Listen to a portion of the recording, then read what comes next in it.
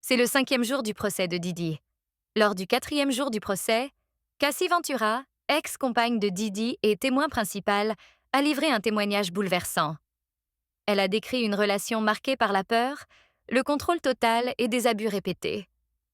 Didi décidait de tout. Ses fréquentations, ses tenues, sa musique. Cassie s'est sentie comme une prisonnière, surtout face à sa jalousie envers Kim Porter ou Gina. Elle a révélé que Didi la forçait à sourire en public, même après l'avoir frappée, et qu'il utilisait des cadeaux pour manipuler après chaque épisode violent. Un cycle toxique, d'abus, d'excuses et de domination. Lors du contre-interrogatoire, Cassie a aussi parlé de leur consommation de drogue, ce qui explique ses trous de mémoire. La défense tente de s'en servir pour présenter Didi non pas comme un agresseur, mais comme un homme dépendant, sujet à des crises de manque. Mais la pièce maîtresse reste la vidéo de l'agression à l'hôtel Intercontinental en 2016, preuve accablante qui plane sur tout le procès. Ce 5e jour doit marquer la fin du témoignage de Cassie, actuellement enceinte de 8 mois et demi. Reste à voir si cette promesse sera tenue. Très tôt ce matin, le gouvernement a envoyé une demande formelle au juge, sollicitant une limite stricte de temps sur le contre-interrogatoire de Cassie Ventura par la défense, en raison de préoccupations concernant les retards, l'inefficacité et l'état avancé de sa grossesse. Le gouvernement demande que le contre-interrogatoire de Cassie se termine aujourd'hui à 16h30, et il demande aussi au juge d'utiliser son autorité pour empêcher la défense de prolonger les questions jusqu'à la semaine suivante. Il invoque la nécessité de protéger Cassie contre ce qu'il juge être des questions inutiles, répétitives et potentiellement harcelantes, d'autant plus qu'elle est enceinte de plus de 8 mois. Sean Combs est présent dans la salle d'audience ce matin, alors que les avocats des deux parties discutent avec le juge des horaires du contre-interrogatoire et de l'admissibilité de certaines preuves. Le juge Subramanian déclare que le gouvernement a accepté que le contre-interrogatoire se poursuive jusqu'à 16h30 aujourd'hui et que le redirect sera limité à 30 minutes. L'avocate de Combs, Anna-Marie Estavo, dit « Nous avons des problèmes liés aux pièces à conviction ». Le juge lui répond « Parlez-moi en. Cela aurait dû être présenté par écrit. » Il est clair que ce juge ne plaisante pas avec la perte de temps ni le manque d'organisation. Estavo rétorque « Nous ne comprenons pas pourquoi ils s'opposent à nos éléments de preuve. » Le procureur Johnson dit qu'il s'oppose à une vidéo de M. Combs marchant dans la nature en parlant de Dieu, car elle pourrait susciter de la sympathie et influencer illégalement le jury. Nullification du jury. Le juge répond « Faisons-la passer. » Voici le contexte. Le procureur craint que la vidéo de Didi marchant en pleine nature en parlant de Dieu soit utilisée pour attendrir le jury. La défense soutient que Combs avait envoyé cette vidéo à Ventura depuis un centre de désintoxication, un mois après l'attaque de l'hôtel Intercontinental en 2016. Alors que la vidéo commence à jouer, Combs parle de Dieu. Estavo dit que cette vidéo date de son séjour en désintoxication et que Ventura ne s'en souvenait plus, donc ils veulent rafraîchir sa mémoire avec cet extrait.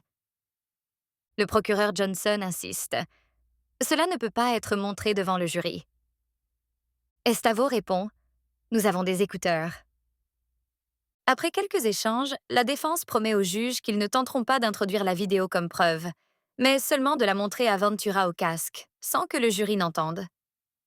Elle ajoute « Si elle dit qu'elle ne se souvient pas que Combs est allé en cure, alors c'est notre preuve. » Cassie entre alors dans la salle d'audience, portant une veste rayée à larges épaules et une chemise ample à boutons, similaire à sa tenue de la veille. Elle inspire profondément en s'asseyant dans le box des témoins, prête à reprendre.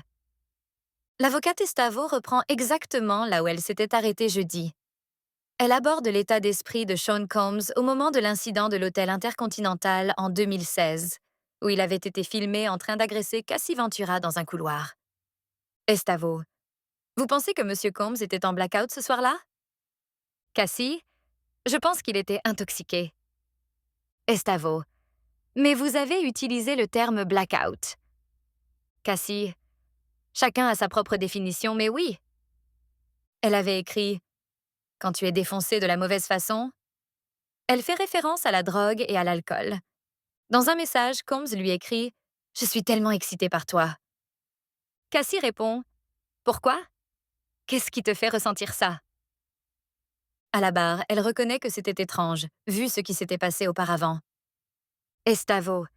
Ici, Monsieur Combs vous demande du sexe peu après l'Intercontinental, non? Cassie. Il exprimait ce qu'il ressentait. Estavo. Que lui avez-vous répondu? Cassie. J'ai écrit « Il faut une autre ambiance que vendredi dernier à l'Intercontinental ». Combs a répondu « F. Friday, je ne veux même pas refaire ça ». Elle a répondu « MDR, c'est vrai ». L'avocate Estavo. Monsieur Combs vous soupçonnait d'avoir une liaison avec un autre homme de l'industrie? Cassie. Oui. Elle raconte que Combs lui a arraché son téléphone des mains alors qu'ils étaient en voiture ensemble en août 2016. Il a ensuite couru avec son téléphone sur Wilshire Boulevard à Los Angeles. Il soupçonnait Cassie de fréquenter un joueur de football professionnel alors qu'ils étaient en pause. Il a même appelé l'homme en question. Il est parti avec son téléphone pendant des heures. Quand Cassie est rentrée sans son téléphone, sa mère a appelé la police. La défense commence alors à documenter les épisodes extrêmes de jalousie de la part de Combs. Estavo. L'homme avec qui vous aviez une liaison, c'était un joueur de la NFL? Cassie. Je ne sais pas s'il joue encore, mais oui. Estavo. Il était jaloux. Une autre fois, il vous a vu danser avec quelqu'un du milieu artistique et il a pris votre téléphone, non?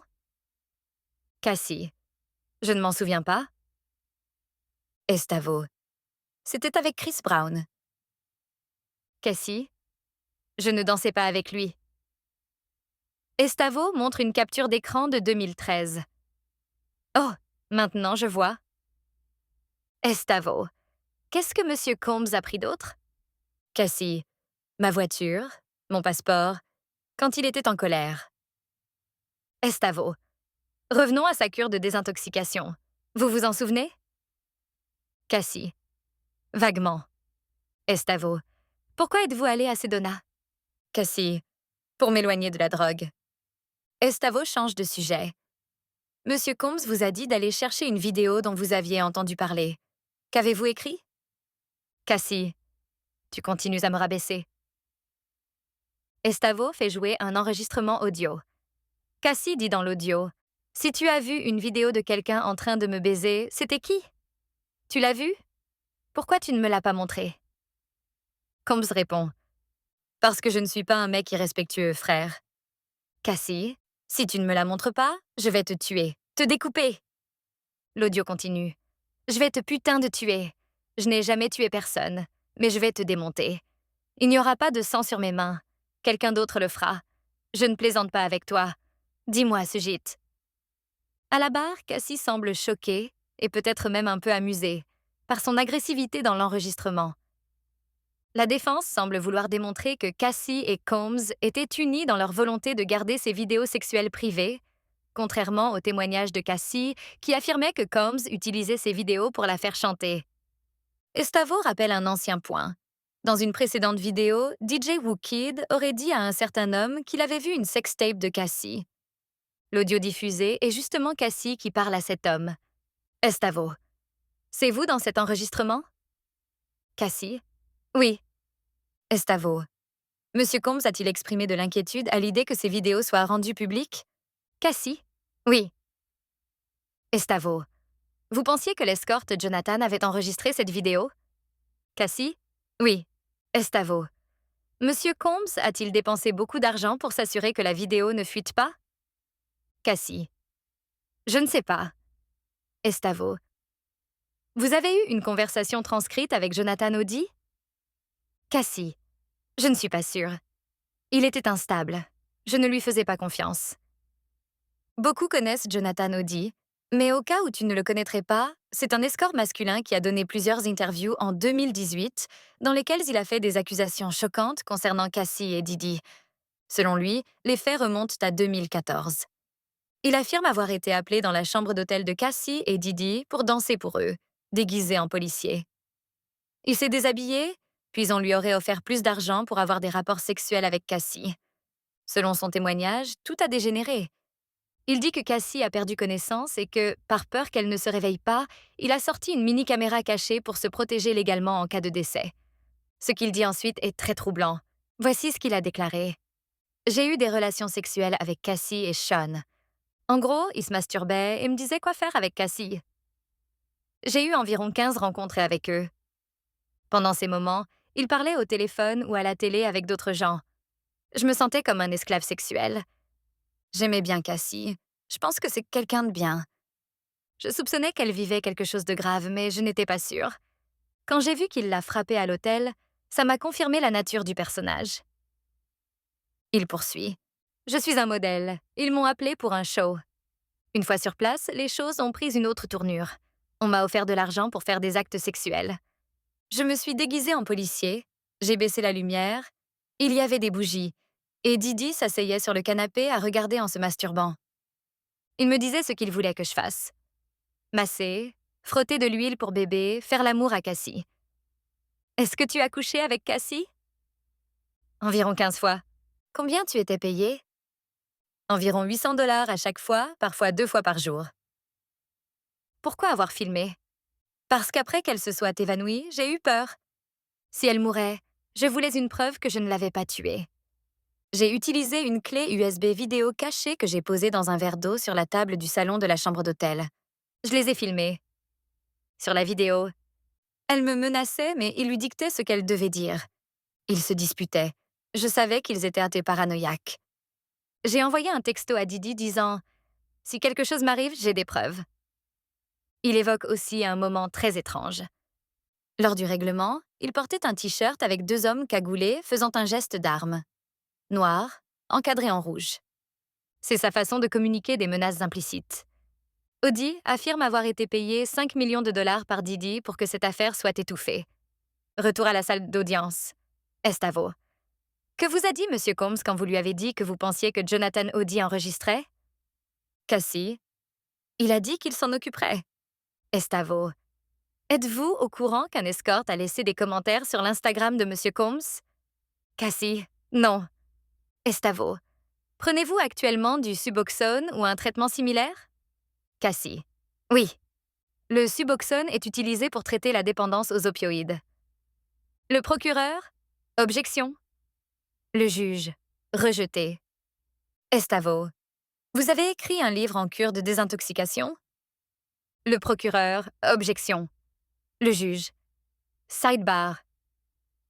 Après un aparté entre les avocats, le contre-interrogatoire continue. Estavo. Avez-vous reçu une neurofeedback thérapie? Cassie. Oui. Estavo. Qu'est-ce que c'est? Cassie.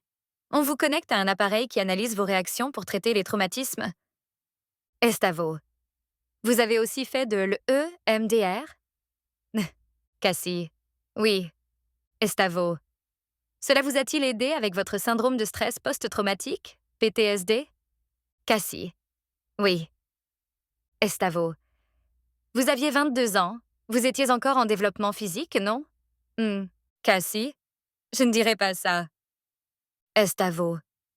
Ce message parlait d'un freak-off sans kétamine, c'est bien ça? Le procureur Johnson.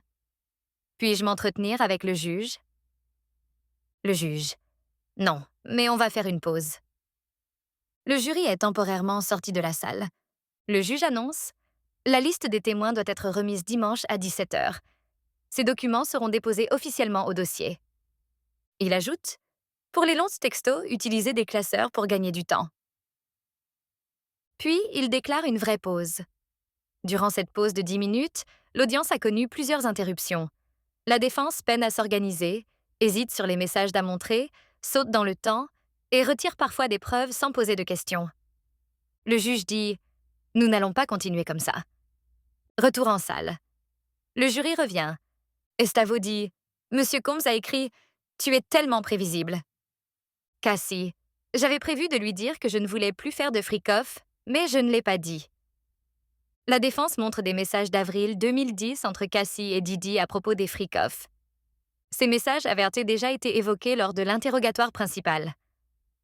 Cassie avait dit qu'elle avait peur de lui dire non, car elle savait comment il réagirait. Message de Cassie à Combs. Je veux te parler demain. Je vais dormir. Je t'aime. Didi. Est-ce que ça va me stresser?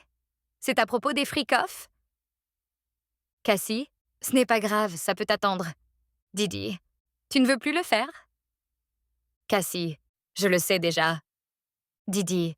Tu es tellement prévisible. Cassie. Vraiment? Très bien alors, on va laisser tomber. Bonne nuit. Didi. Bébé, je ne vais pas jouer à ces jeux avec toi. Cassie. Je ne t'envoie pas balader. C'est toujours l'inverse. Cassie ajoute.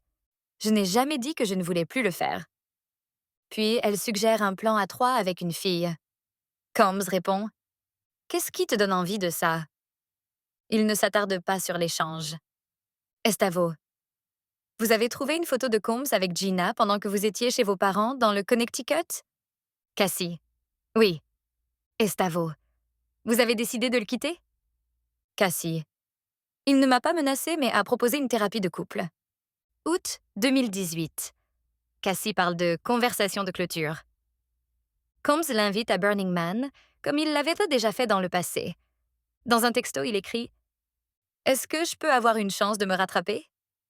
Je ne t'ai pas traité comme il faut. » Cassie répond « Tu t'es bien occupé de moi matériellement, pas là où j'en avais besoin. Je ne veux pas que tu prennes soin de Kim et Gina.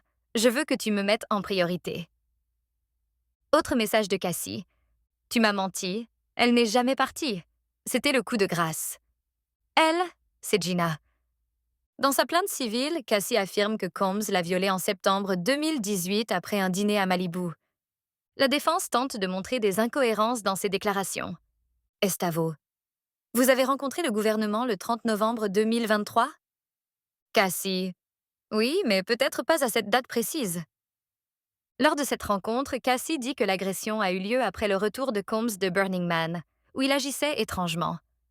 La défense souligne que dans une autre rencontre avec le gouvernement en avril 2025, elle a situé l'agression en août et non en septembre. Il suggère qu'elle aurait modifié sa version. Combs, dans un message à cette période, « Je sais que j'ai une mauvaise image à tes yeux. J'ai vu que je ne t'attirais plus hier. » La défense suggère que Cassie s'interrogeait sur une possible bipolarité de Combs, vu son comportement étrange mais gentil. Cassie confirme cela à la barre. La défense continue. Vous n'avez jamais parlé de l'agression à M. Combs, même après votre rupture? Cassie. Non, je ne l'ai jamais mentionné. Cassie confirme que son mari actuel, Alex Fine, a découvert plus tard qu'elle avait eu un rapport sexuel consenti avec Combs après le viol présumé, ainsi que l'agression elle-même. Quand il l'a appris, il a frappé un mur. Estavo montre des textos d'octobre 2018 après l'agression présumée. Combs lui écrit « Je vais prendre du recul. Appelle-moi si tu as besoin de moi. » Cassie répond « Je suis perdue sans toi. » Estavo passe à un autre moment. Après les funérailles de Kim Porter, vous avez écrit à Combs que vous rentriez chez vous. Pourquoi? Cassie. Parce qu'il avait dit que Kim était son âme sœur. Après 11 ans de relation, c'était blessant. Estavo. Après ça, vous ne l'avez plus jamais revu, c'est ça? Cassie. Je ne l'ai jamais revu.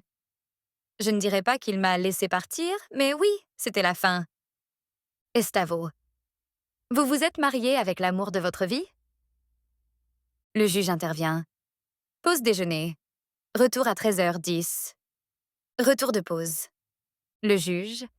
Essayons de terminer avant que le jury ne revienne. Estavo insiste pour faire entrer un message en preuve. Le procureur Johnson s'y oppose, disant que des phrases comme « J'aimerais me reconnecter » sont problématiques. Le juge tranche.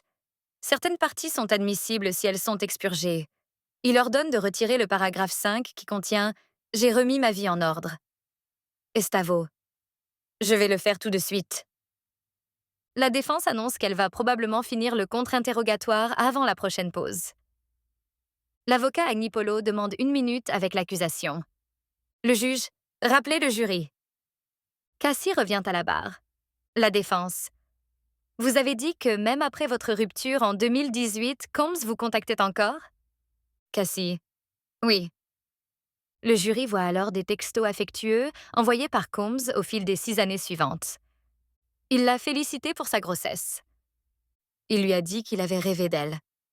En 2020, il écrit « Tu es l'une des plus grandes femmes du monde. N'oublie jamais ça. » Cassie reconnaît que ce sont les paroles qu'elle aurait voulu entendre quand ils étaient ensemble.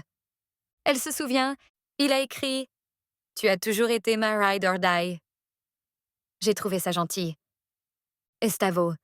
Vous en aviez envie auparavant? Cassie. Avant, oui, mais plus maintenant. Estavo. Il vous a façonné pendant 11 ans? Cassie. Silence. Nous nous sommes façonnés mutuellement. Estavo. Votre mari est coach sportif? Cassie. Oui. Estavo. La maison où vous avez grandi, au Connecticut, était modeste comparée aux villas dans lesquelles vous viviez avec Combs? Cassie. Oui. La défense change de sujet. Elle évoque la plainte déposée en novembre 2023, accusant Combs d'années d'abus. Elle suggère que le mois précédant la plainte, Cassie et sa famille avaient déménagé chez ses parents, faute d'argent. Estavo. Vous étiez censé partir en tournée avec Matta? Cassie. Oui, c'est un ingénieur. Estavo. Vous avez annulé cette tournée après avoir reçu un règlement financier? Cassie. Oui. Estavo. Donc vous n'aviez plus besoin d'argent? Cassie. Non, ce n'était pas la raison. Cassie explique qu'elle a voulu retourner sur la côte Est. Le procureur. Après la diffusion de la vidéo de l'hôtel, vous avez posté sur Instagram que la violence conjugale est un vrai problème, non? Cassie. Oui. Et je le pense toujours. La défense met brutalement fin au contre-interrogatoire après avoir montré un échange de messages datant de 2012. Message de Combs. Tu veux un dernier freak-off? Réponse de Cassie. Je ne veux pas que ce soit le dernier. Je veux que ce soit le premier d'une longue série pour le reste de nos vies. L'avocate Estavo conclut. Plus de questions. Le procureur Johnson reprend immédiatement. Miss Ventura, on vous a montré ce message. Qu'avez-vous répondu après? Cassie. Oui, je suis excitée. Je venais de guérir d'une infection urinaire. Johnson. Ces messages montrent un amour mutuel, n'est-ce pas? Cassie. Oui, mais ces périodes ne duraient jamais. Johnson. Elle retombait? Cassie. Oui. Johnson. Dans votre relation de 11 ans, vous ne vouliez avoir de rapport qu'avec lui, n'est-ce pas? Et Cassie? Oui. Johnson. Quand Combs écrivait Séduis-moi toute la journée, vous écriviez aussi à propos de Freak-Off? Cassie. Oui. Johnson. Aviez-vous annulé des obligations professionnelles pour faire ces Freak-Off? Cassie. Oui, s'il me le demandait. Johnson. Quand vous tourniez un film en Afrique du Sud et que vous l'aviez bloqué, comment vous a-t-il recontacté? Cassie. Par l'intermédiaire d'une employée, Mia. Johnson. Il disait ne pas se souvenir de vous avoir fait du mal. Vous le croyez? Cassie. Pas toujours. Il savait ce qu'il faisait. C'était sa nature. Je l'ai vu violent avec d'autres. Johnson. En revenant du Kenya, que vous a-t-il montré? Cassie. Une vidéo de moi avec un escorte. Johnson. Que disait-il qu'il ferait avec la vidéo? Cassie. L'a publiée. Johnson. Quand vous êtes arrivé à New York, que voulait-il? Cassie. Un freak-off. Sinon, il menaçait de diffuser la vidéo. Johnson. Quand il a écrit Tu es prête pour ce soir? Que voulait-il dire? Cassie. Un freak-off? Johnson. Que craignez-vous s'il ne l'obtenait pas? Cassie. Je ne sais pas. Johnson. Avez-vous un doute sur le fait qu'il vous ait violé? Cassie. Aucun doute. Johnson. Après le viol, avez-vous eu une relation sexuelle consentie avec lui? Cassie. Oui. Alors que mon mari actuel m'a appelé en FaceTime. Johnson. Votre mari savait-il que vous étiez avec Combs? Cassie. Je ne sais pas. Il l'a découvert plus tard. Le procureur. Avez-vous dit à votre mari que vous aviez été violée?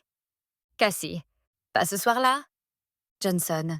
Pourquoi avoir annulé la tournée après votre plainte? Cassie. J'étais submergée. Je ne voulais pas y aller. Johnson. Prévoyez-vous d'autres poursuites? Cassie. Non. Johnson. Rendrez-vous les 20 millions si vous n'aviez pas eu à faire les freak-off? La défense. Objection. Le juge. Rejeté. Cassie. Oui, je les rendrai pour retrouver mon autonomie. Johnson. Vous a-t-il battu pendant les freak-off? Cassie. En larmes. Oui. Johnson. Étiez-vous ouverte aux freak-offs au début? Cassie. Oui. Johnson.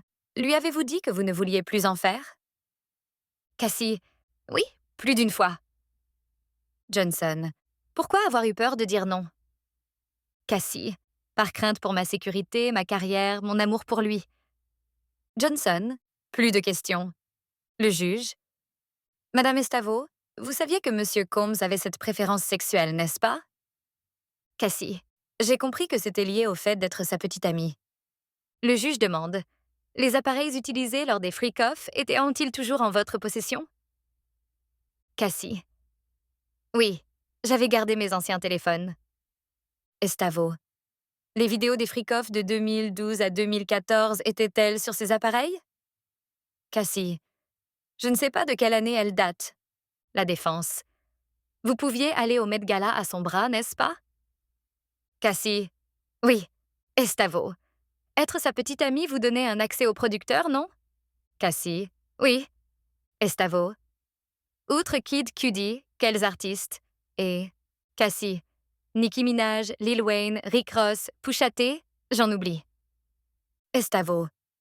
Ces opportunités vous étaient données grâce à lui? Cassie. Parfois oui, mais je les ai aussi méritées. Estavo tente de minimiser l'impact de la relation en disant que Combs traitait ses autres artistes de la même manière. Estavo. Étiez-vous au courant qu'il contrôlait d'autres artistes? Cassie. Oui. Estavo. Il vous a libéré de votre contrat avec Bad Boy Records? Cassie. J'ai dû me battre pour en sortir, mais j'y suis parvenue. Estavo. Vous doutez de votre talent musical? Cassie. Non. Estavo. Vous avez eu une mauvaise performance à 106 et Park? Cassie. C'était au début de ma carrière. Estavo. Vos clips étaient-ils un succès? Le juge. Passons à un aparté. Ils partent en sidebar, retour au procès. Estavo. D-Rock était comme un membre de votre famille? Cassie. Oui, comme un frère. Estavo. Vous étiez amie avec l'assistante Mia? Cassie. Oui. Estavo montre des messages explicites, toujours actifs. Estavo. Vous avez dit que vous étiez submergée après le dépôt de la plainte? Cassie. Oui. Estavo. Vous avez récemment reçu un règlement concernant l'hôtel Intercontinental? Cassie. Non. Estavo. Vous avez fait une demande de 10 millions? Cassie. Oui. Le juge. Encore autre chose? Le procureur. Une seule question. Le juge. Vous pouvez finir en 2 minutes? Estavo. Voici la dernière chose que je demande à Miss Ventura de lire. Cassie lit. Merci. Nous avons besoin de clarté et de compréhension. Johnson. Pourquoi avez-vous gardé vos appareils? Cassie. J'avais peur de ce qu'ils contenaient. Je n'osais pas les emmener à l'Apple Store. Prosécution. Avez-vous un intérêt financier dans ce procès? Cassie. Absolument pas. La défense. Vous avez tout de même reçu 10 millions de l'Intercontinental juste avant le procès? Gier. Prosécution. Objection. Le juge. Rejeté. Cassie. Oui. Son témoignage est maintenant terminé. Le juge lui souhaite un bon week-end. Elle se lève, la main sur son ventre de femme enceinte. Elle quitte la salle. Cassie a donc obtenu 30 millions de dollars. Accord confidentiel. 10 millions supplémentaires de l'hôtel Intercontinental. Durant 4 jours, elle a livré des témoignages lourds, détaillant des abus physiques, actes sexuels forcés, messages privés intimes et de nombreuses preuves. Le problème central du procès reste la question du consentement versus coercition, renforcée par l'usage intensif de drogue dans leur relation. Cassie a craqué brièvement lors d'une question sur les violences durant les freak-offs, mais est restée calme et affirmée le reste du temps. Elle a ensuite publié un communiqué via son avocat Douglas Wigdor. Cette semaine a été extrêmement difficile, mais aussi très libératrice et guérissante pour moi. J'espère que mon témoignage a donné de la force à d'autres victimes pour parler et guérir. Plus je guéris, plus je me souviens. Et plus je me souviens, moins j'oublierai. Merci à ma famille, à mes défenseurs et à tous ceux qui m'ont soutenu. Je tourne enfin la page pour me concentrer sur la fin de ma grossesse. Je demande de la discrétion pour moi et ma famille. Le procès continue. Nouveau témoin appelé, l'agent spécial Yassen Benda du groupe HSI contre le trafic humain. Benda dit avoir participé à l'arrestation de Sean Combs. Question. Où étiez-vous quand Combs a été arrêté? Réponse. Dans la chambre 2115 du parc Hayat, où il séjournait. Des photos de la chambre sont montrées au jury.